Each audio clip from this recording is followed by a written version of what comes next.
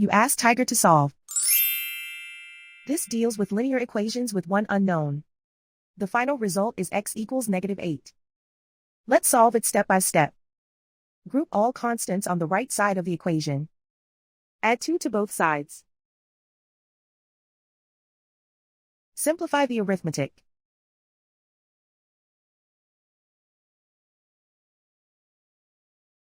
Isolate the x.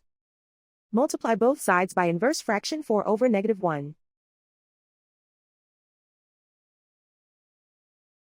Group like terms. Multiply the coefficients. Simplify the arithmetic.